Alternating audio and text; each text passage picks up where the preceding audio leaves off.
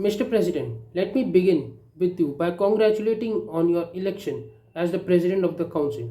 I assure of my delegation's full support and cooperation to you, the Office of the High Commissioner, and all mechanisms of the Council.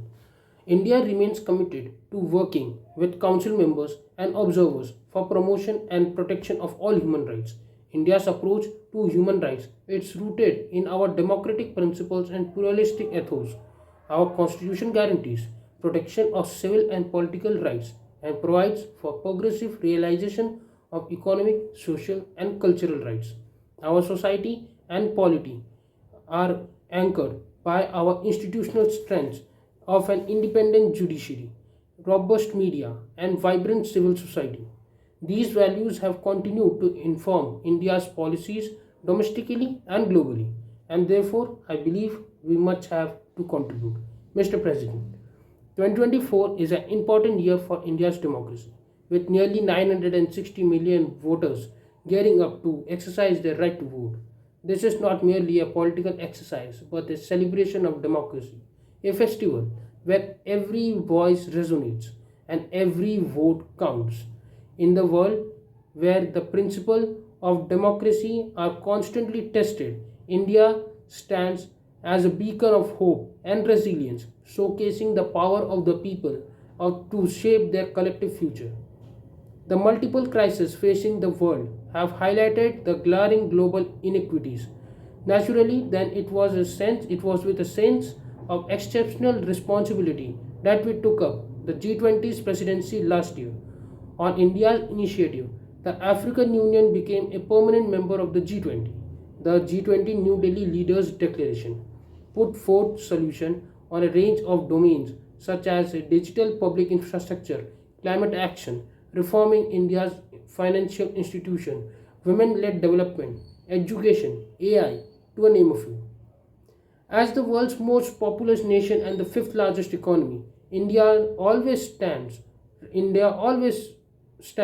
ready to shape our experiences and expertise with those who wish to benefit from it. Our development cooperation, which spans the globe, is guided by the priorities of our partners, creates local capacities, and adheres to fiscal responsibility and transparency. India has been the forefront of lending a helping hand when it is the most needed. We demonstrated this during the COVID pandemic, also as the first responder in disaster emergencies like in Turkey and Syria last year, and when Sri Lanka experienced a severe economic crisis. Under Prime Minister Modi's vision of inclusive development with everyone's participation, trust, and contribution, India is firm in its resolve to ensuring a life of dignity for our people. With our priority to gender empowerment, in a recent path breaking legislation, one third seats were reserved for women in our legislature.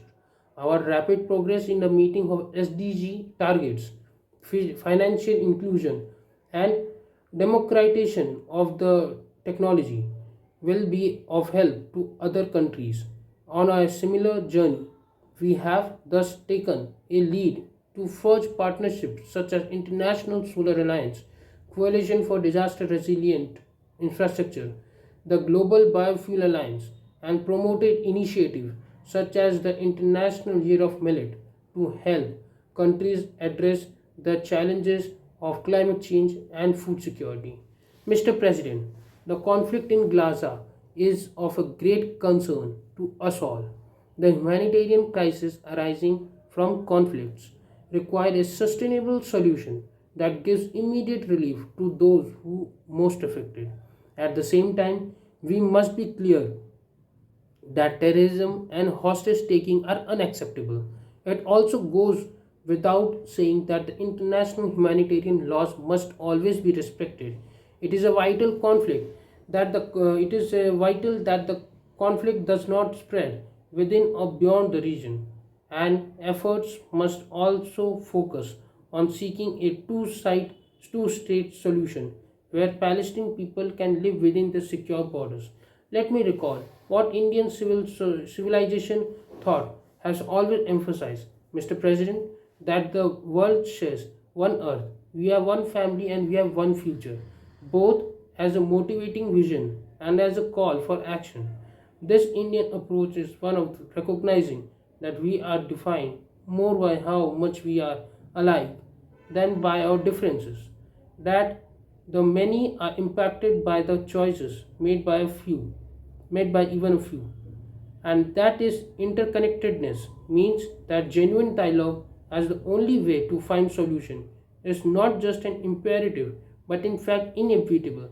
It is therefore in our collective interest and responsibility to work together in the UN and outside to find lasting solutions to geopolitical challenges. For this to happen, it is vital that we first recognize that for multilateralism to be credible, effective, and responsive, it is now high time to reform outdated structures and fix systematic flaws and urgently make multilateral framework fit for purpose, reflecting current global realities. Let me conclude by reaffirming India's steadfast commitment to global promotion and protection of human rights and to their enjoyment by our people. Thank you and namaskar.